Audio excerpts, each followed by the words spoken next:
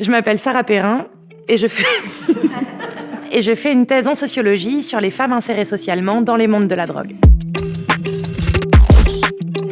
Alors une couleur, un aspect ou une odeur inhabituelle peuvent vous alerter. Par exemple, si vous voyez qu'il y a plus de bulles dans votre verre que d'ordinaire, si le contenu a une apparence brumeuse, si les glaçons coulent.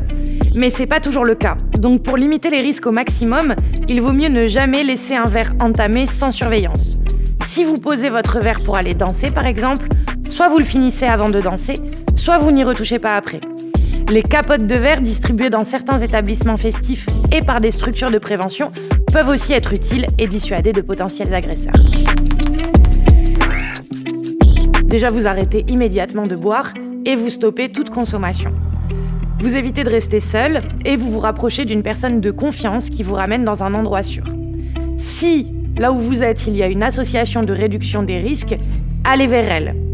Sinon, installez-vous dans un endroit sûr et appelez les urgences. Déjà, arrêtez immédiatement de boire et rassemblez vos amis.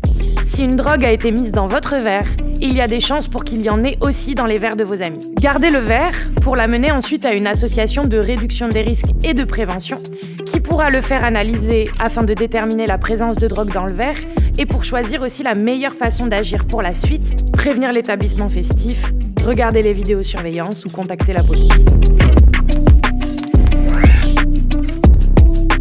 Essayez déjà de vous emparer du verre avant que la victime ciblée n'ait eu le temps de boire.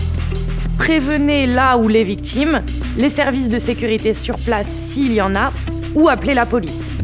Surveillez l'état des victimes potentielles et si besoin, appelez les urgences. Et puis essayez de garder le verre pour le faire analyser dans une association de réduction des risques.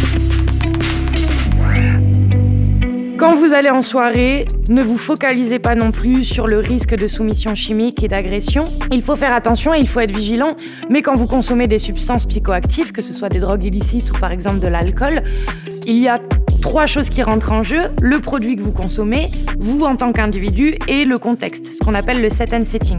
Et donc si vous êtes dans un contexte anxiogène et que vous vous focalisez sur un risque, ça augmente les risques de mauvaises expériences, ça augmente les risques de bad trip et vous risquez de passer une mauvaise soirée, même si personne n'essaye de vous causer du tort.